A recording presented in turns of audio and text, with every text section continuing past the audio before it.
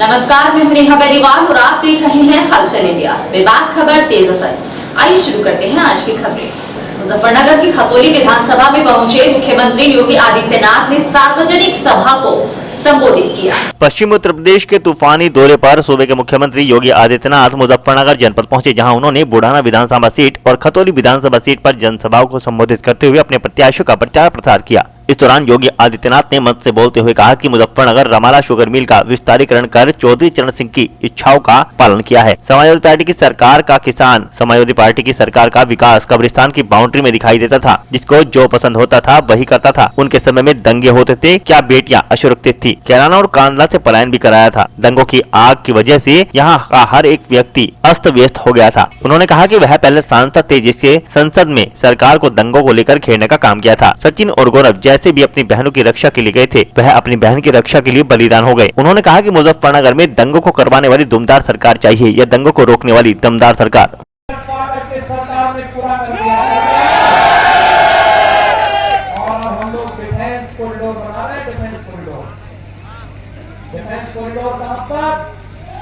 यहाँ पर तोप बनेगी और यहाँ का नौजवान जब उसी तोप पर बैठ करके पाकिस्तान की सीमा में धड़धड़ाएगा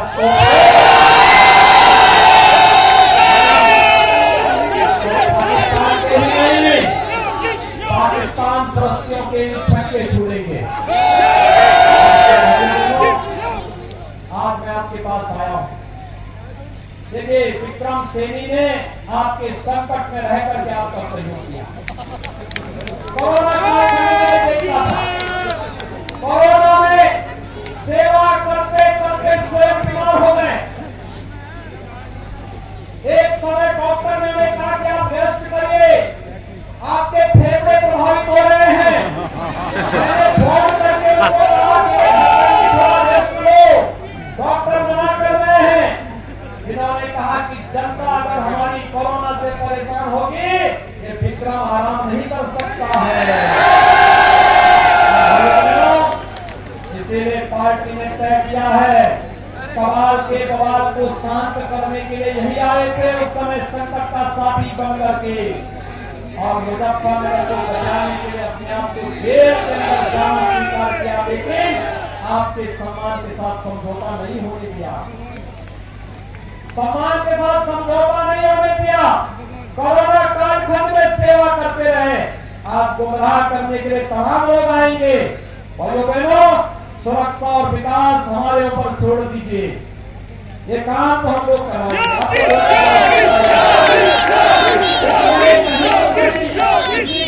हाथ फैलाने की आवश्यकता नहीं।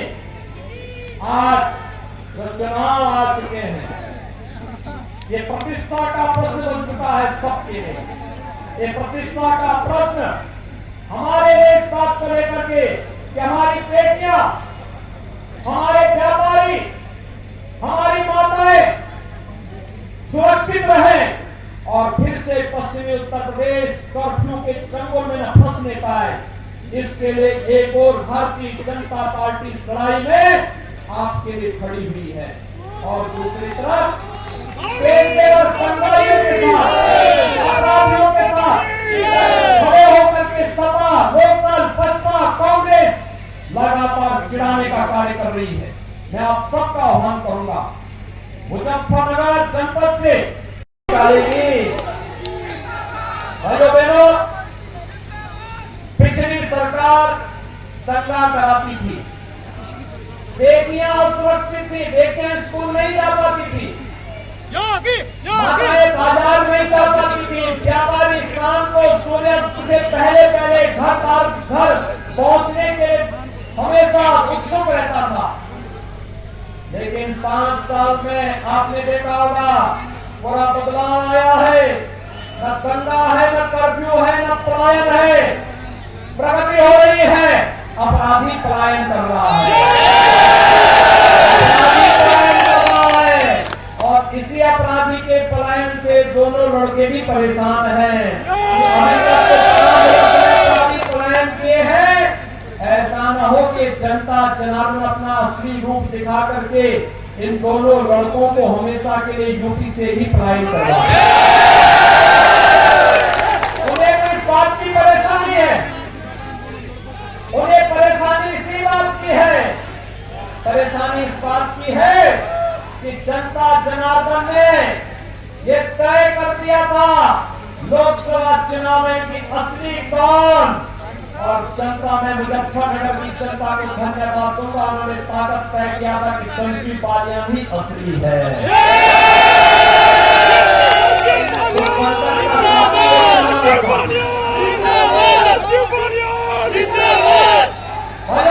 हमारे संकट में खड़ा नहीं हो सकता, साथ नहीं दे सकता, ऐसे अवसरवादी को तो हमें दूर दूर तक भटकने नहीं देना चाहिए। उन लोगों को सौहार्द अपने घर में बनाओ, इस सौहार्द की शिक्षा हमें मत दो। हम जहां हम और हमारी बेटियां, हमारी माताएं जहां सुरक्षित रहेंगी, वह रास्ता स्वयं तय कर लेंगे। और भाइयों बहनों, आज मैं इसीलिए आपके बीच आया हूं। योगी योगी योगी योगी योगी योगी योगी योगी योगी योगी योगी योगी। एक प्रेस वार्ता किए थे, प्रेस वार्ता के माध्यम से बड़ी बड़ी टीमें हाँक रहे थे। मैं पूछना चाहता हूं, ये लोग जब सत्ता में थे तब इन्होंने किसानों का कर्ज माफ क्यों नहीं किया? भाइयों बहनों, तब किसानों का कर्ज माफ क्यों नहीं किया? और भाइयों बहनों, मैं तो आज आप सबसे कहना कौन निकलते जाएगी। अरे भाई बात बताओ, 2013 में क्या कह रहे थे? कहने वाली इज्जत बच्चा और कुछ नहीं चाहिए। आज ऐसी स्थिति है कि इज्जत भी बच गई, मान सम्मान भी बढ़ गया, और योगी जी का नेतृत्व ऐसा है कि चारों तरफ बल्ले बल्ले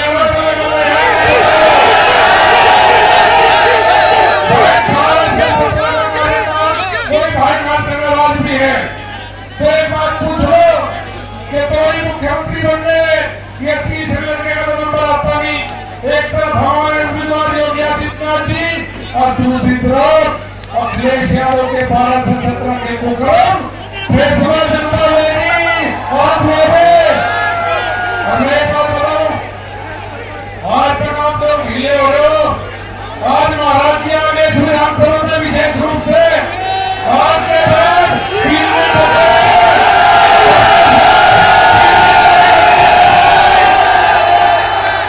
दिन सब क्षेत्र में रहेंगे। योगी जी को मुख्यमंत्री बनवा के दम लेंगे और बाकी 10 मार्च के बाद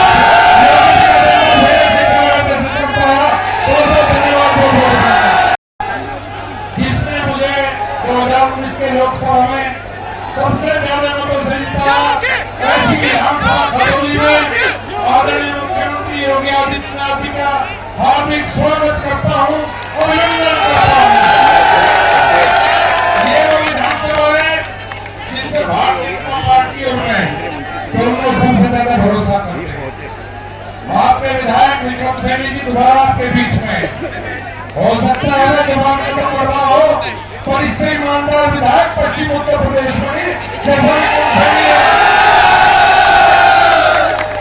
अकेला विधायक है जो अपने गांव में रहे, सबने शहर में कोठी बना ली, गांव में भिखारी को गोली डाले जैसा घर पहले था। और 2013 से संघर्ष करता है विक्रम सैनी। तो मेरा हाथ जोड़ के निवेदन है, यह चुनाव विक्रम सैनी को विधायक बनाने का नहीं है, ये योगी आदित्यनाथ को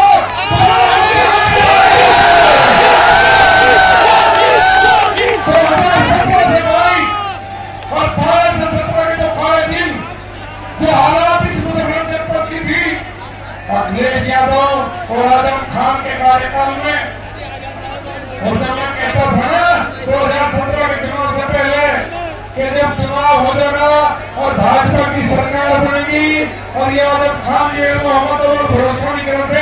हम 2 साल से कहा है आजम खान बनेंगे भाई। इतने विकास कार्य योगी जी और मोदी जी के नेतृत्व में जनपद में हुए हैं।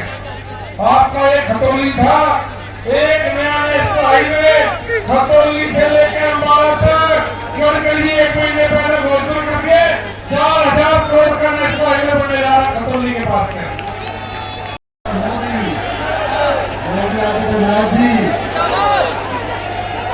योगी जी ही आए हैं, योगी ही आएंगे, इस खतौली विधानसभा को सजाएंगे।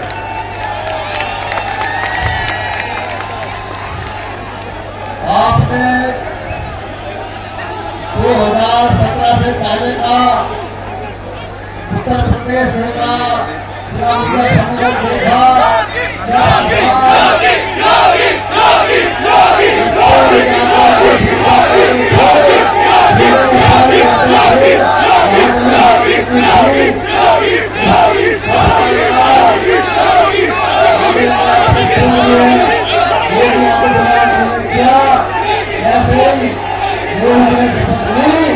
हमारे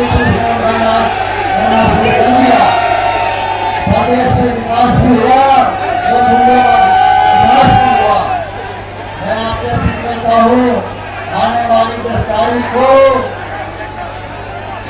कमल के सामने वाला बटन दबा देना और योगी जी को पूरा मुख्यमंत्री बना देना। बहुत बहुत धन्यवाद।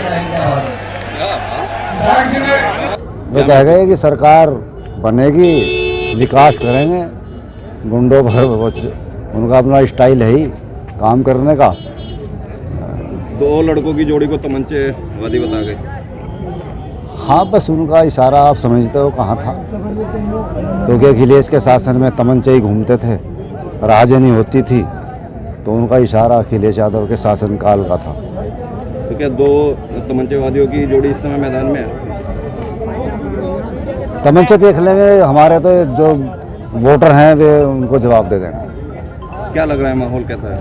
माहौल बढ़िया है, ये 1.25 लाख से ज़्यादा वोट मिलेगी, और पिछली बार 94,771 मिली थी, 31,000 से ज़्यादा से जीत हुई थी। इस बार 50,000 से ज़्यादा जीत होगी, ऐसी उम्मीद है। मुजफ्फरनगर की सदर विधानसभा पर पहुंचे उप मुख्यमंत्री दिनेश शर्मा ने क्षेत्र वासियों को संबोधित किया। उत्तर प्रदेश के मुजफ्फरनगर जनपद में पहुंचे डिप्टी सीएम दिनेश शर्मा ने सोमवार को मुजफ्फरनगर की सदर सीट से अपने प्रत्याशी कपिलदेव अग्रवाल के लिए प्रचार करते हुए बैंकेट हॉल में सभा को संबोधित किया। इस दौरान डिप्टी सीएम का शंख बजाकर कार्यकर्ताओं ने जोरदार स्वागत किया। अपने अभिभाषण में डिप्टी सीएम दिनेश शर्मा ने कहा कि सपा, बसपा, कांग्रेस, लोकदल, AIMIM सबको मिलाकर इन 3 अंकों का आंकड़ा पार नहीं होगा और बीजेपी अपना पिछला रिकॉर्ड तोड़कर अपनी सरकार बनाएगी। इस दौरान उन्होंने सभी पार्टियों पर जमकर निशाना साधा। भाई भतीजावाद, गुंडा, माफिया, मवालीकरण का परिवर्तन होने वाला है। तो अब जो पश्चिम उत्तर प्रदेश है ना, पश्चिम उत्तर प्रदेश में ये अपराधों का अपमान करना और ये परिवारवाद का सूर्यास्त होने वाला है। और जो उत्तर प्रदेश का विकास है, जो उत्तर प्रदेश की प्रगति है, जो किसानों का, युवाओं का, महिलाओं का सम्मान है, वो सूर्य का उदय होने वाला है।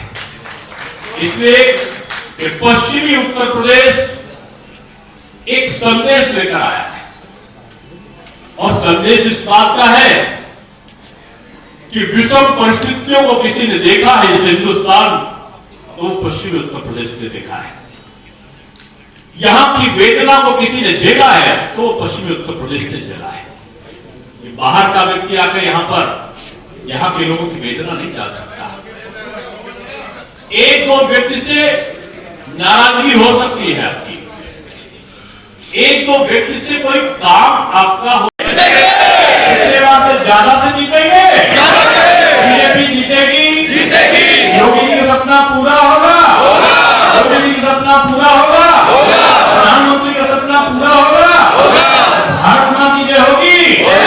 पश्चिमी उत्तर प्रदेश से ये सारे जो भारतीय संस्कृति का प्रतिपादन करने वाले, नहीं प्रतिपादन करने वाले लोग हैं, जो उसको अलग तरीके से देखने वाले लोग हैं, इनकी हार होगी। सपा मतलब सा से सा, पा से पार्टी। 10 तारीख को ये 7 पार्टी बन जाएगी। बसपा एक हारने वाली, भागने वाली पार्टी। कांग्रेस पार्टी लोग कहते हैं ऐतिहासिक पार्टी है, 100 साल से ऊपर। सुधीर जी 100 साल पहले ये पूज्य बापू जी की गांधी जी वाली पार्टी थी। अब गांधी बाबा नहीं रहे, आदरणीय पूज्य बापू हमारे आदर्श हैं। अब वो गांधी वाली पार्टी नहीं रही, ये एक ऐतिहासिक जर्जर इमारत की तरह है, जिसके रहने वाले जो लोग आदरणीय भैया और आदरणीय बहनी हैं, उनके निर्देशन पे ये जर्जर इमारत कभी भी ढह सकती है। इसलिए मजबूत शिलान्यास वाली कोई दुनिया की सबसे बड़ी पार्टी है वो बीजेपी है, और बीजेपी के कार्यकर्ता उनको जिताएंगे। यही भावना लेकर मैं अपनी वाणी को समाप्त करता हूँ। बहुत बहुत धन्यवाद। भविष्य है ये, तो उत्तर प्रदेश का भविष्य है। कहीं ऐसा ना हो 2017 के पहले का दिन याद करो, लखनऊ में चौवे छक्के लग रहे थे, आईएएस अधिकारियों का मैच हो रहा था और वहां की सरकार उस समय की जो थी उसके मंत्रियों का मैच हो रहा था, फ्रेंडली मैच। और यहां पर दुश्मनी का मैच हो रहा था, यहां पर नरसंहार हो रहा था। वो अराधक तत्व अवैध हथियार लिए कट्टा खोसे बम को लिए हुए यहां पर नरसंहार कर रहे थे। वहां पर मैच हो रहा था, सैफई में नृत्य और संगीत हो रहा था, और मुजफ्फरनगर में नरसंहार हो रहा था, कैराना में नरसंहार हो रहा था। क्यों हो रहा था हमारे हिंदुस्तान में, क्यों हो रहा था मेरे उत्तर प्रदेश में? इसलिए क्यों अपराधी गुंडा मवाली किसी के घर के अपने बनकर और जिन पर वरद हस्त लगाकर लोग उनका संरक्षण कर रहे थे। ये हमारा उत्तर प्रदेश शांतिप्रिय उत्तर प्रदेश है। ये उत्तर प्रदेश भारत का मिनी भारत कहलाता है। ये उत्तर प्रदेश ये सांस्कृतिक ऋषि मुनियों की धरती है मुजफ्फरनगर। ये सहारनपुर, ये शाकंभरी देवी का स्थल, ये सुखदेव जी की तपस्थली। सुखदेव जी ने तो पूरा का पूरा वेद और ये यहीं पर पुराण सुनाया था। भगवत गीता का प्रतिपादन करने वाला पूरा उत्तर प्रदेश, रामायण का प्रचार करने वाला पूरा उत्तर प्रदेश। आखिर यहाँ हिम्मत नहीं है इस समय पश्चिम उत्तर प्रदेश की, लेकिन उस समय की हिम्मत देखो, बम भी फूट जाता था दरवाजे पर। कुछ जगह तो दरवाजों के ऊपर शांतिप्रिय लोग रहते थे, अराजक तत्व लिख कर चले जाते थे कि मकान खाली है, और शाम को ये मकान बिकाऊ है लिख जाते थे। और लिखने के बाद पता चलता था 4-5 दिन तक ये कट्टा और तमंचा ताने हुए अपराधी घर में आ गए, महिलाओं से बदतमीजी कर दी, उनको पुरुषों को कहीं मार दिया, कहीं अपमानित कर दिया, और घर खाली करके मैं सामान का भी छोड़कर भाग जाते थे। उनका पलायन होता ना। अब 5 साल में उनका पलायन नहीं हुआ। ऐसा कृत्य करने वाले ये माफिया, ये गुंडा, अराजकता और माओवादियों का पलायन हुआ है। ये बिलों के अंदर घुस गए थे। अब पश्चिमी उत्तर प्रदेश के चुनाव में ये बिलों से निकल रहे हैं, और निकल क्यों रहे हैं? ये जाति गठजोड़ का नाटक कर रहे हैं, ये सांप्रदायिक ध्रुवीकरण का चक्र चला रहे हैं। और सांप्रदायिक ध्रुवीकरण का जो चक्र है ना, ये खतरनाक होगा। ये जातियों का विभाजन ये खतरनाक होगा उत्तर प्रदेश की प्रगति के लिए। उत्तर प्रदेश की प्रगति चाहते हो ना, कोई बुजुर्गवादी तरीके से सारी लकड़ियों का गठर बन गया तो कोई नहीं तोड़ सकता। ये जातियों का जो गठबंधन बन गया ना, तो निश्चित मानो ये अपराध का, ये अपराधीकरण का, ये मवाली गुंडा और तत्वों का पश्चिम उत्तर प्रदेश से ही सूर्यास्त का ये प्रारंभ होगा, और यहाँ प्रादुर्भाव होगा। यहाँ सूर्योदय का प्रारंभ यहाँ से प्रारंभ होगा। ये प्रगति का, समृद्धि का, एकता का, समन्वय का, भारतीय संस्कृति। और कुछ लोगों का एक प्रकार से अपमान ये करने का काम किसने किया? आपको उत्तर मिलेगा कि ये काम करने का केवल उस समय की जो सरकार थी, वो जाति में बांटो, किसको बांटो जाति में? ये अग्रवाल, ये पंडित, ये ठाकुर, ये सैनी, ये जाटव, ये विभिन्न प्रकार का, ये केवट, ये निषाद, ये कश्यप, इनको क्या करो? इनको जाट, ये गुर्जर, ये इस प्रकार की चीजों में बांट दो। ये षड्यंत्र करने वाले कौन थे? ये वही लोग थे कि जातियों में बांट के इनको अलग अलग करके कमजोर कर दो। हम लोग तो पुराणों में और कहानियों में, छोटी छोटी कहानियों में सुनते हैं ना कि पिता अपने बच्चों को, जब वो अंतिम समय आया तो उसने कहा अलग अलग लकड़ी तोड़ दो। अलग अलग लकड़ी सबने बजाई और तोड़ के अलग कर दी। उसके बाद सारी लकड़ियों को मिलाकर उसने गट्ठर बना के रस्सी से बांध दिया बोला अब लकड़ी को तोड़ो, कोई लड़का नहीं तोड़ पाया।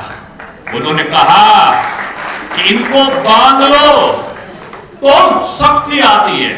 वैसे ही तुमको मैं कह रहा हूं, ये ब्राह्मण, ये ठाकुर, ये वैश्य, ये निषाद, ये जाट, ये गुजर, ये सैनी, मिल जाओ, मेरे तुमको कमजोर करने के लोग, और कमजोर करके तुम्हारी छाती पर मूव चलेंगे लोग।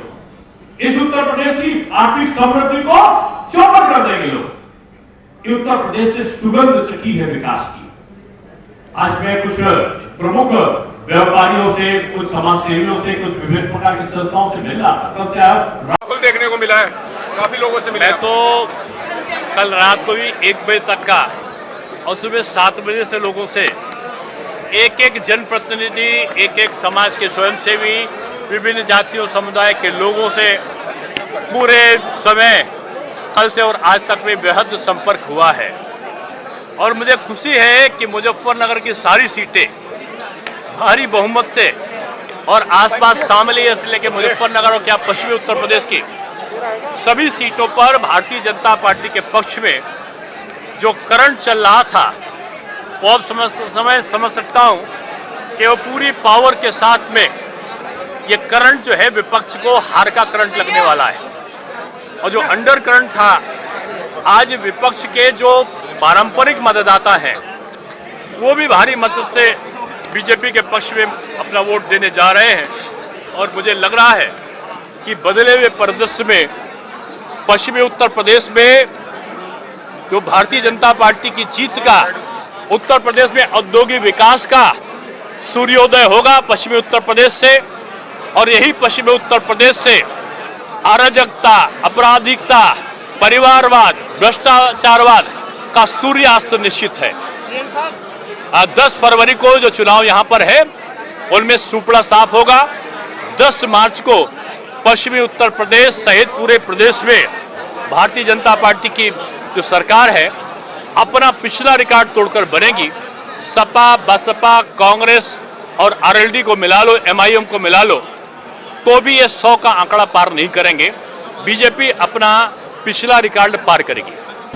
मुजफ्फरनगर की जिला पंचायत सभागार में विधानसभा चुनाव को लेकर वेबकास्टिंग का आयोजन किया गया। मुजफ्फरनगर की जिला पंचायत सभागार में जन सेवा केंद्र संचालकों की बैठक का आयोजन किया गया, जिसमें आगामी विधानसभा चुनाव को लेकर चुनाव आयोग के दिशा निर्देश अनुसार लाइव वेबकास्टिंग प्रशिक्षण दिया गया। इस दौरान ट्रेनर्स के द्वारा सभी संचालकों को लाइव वेबकास्टिंग का प्रशिक्षण देते हुए आवश्यक दिशा निर्देश भी दिए गए। इसके तहत सभी मतदान स्थलों पर वेब कैमरे इंस्टॉल किए जाएंगे और उससे लाइव स्ट्रीमिंग भी की जाएगी। चुनाव आयोग के निर्देशानुसार जनपद के जो वल्नरेबल और क्रिटिकल बूथ हैं उसके 50% बूथों पर लाइव वेबकास्टिंग का कार्य कराया जाएगा। और ये सभी लाइव वेबकास्टिंग का जो कार्य होगा, हर बूथ की इनकी लाइव मॉनिटरिंग मतदान दिवस वाले दिन कराई जाएगी। इन सब के लिए सभी विधानसभा वार कंट्रोल रूम बना दिए गए हैं जो कि तहसील स्तर पर संचालित किए जा रहे हैं। और इनकी समस्त जिले की निगरानी के लिए कलेक्ट्रेट कार्यालय का जो हमारा कंट्रोल रूम है, जिला निर्वाचन कंट्रोल रूम, उसमें भी हमने कॉल सेंटर बना दिया है। तो उस दिन जितने भी हमारे जनपद के 1219 मतदान स्थल हैं जहां पर इनका लाइव मॉनिटरिंग का कार्य करा जाएगा, तो उसी के संबंध में ये समस्त जन सेवा केंद्र संचालक है जिनकी ड्यूटी लगाई गई है और ये सभी लोग अपना 10 फरवरी को वेबकास्टिंग का कार्य लाइव कराएंगे। कितनी विधानसभाओं के लिए यहाँ से ये 6 की 6 विधानसभाओं में हमारे यहाँ वेबकास्टिंग का कार्य होगा।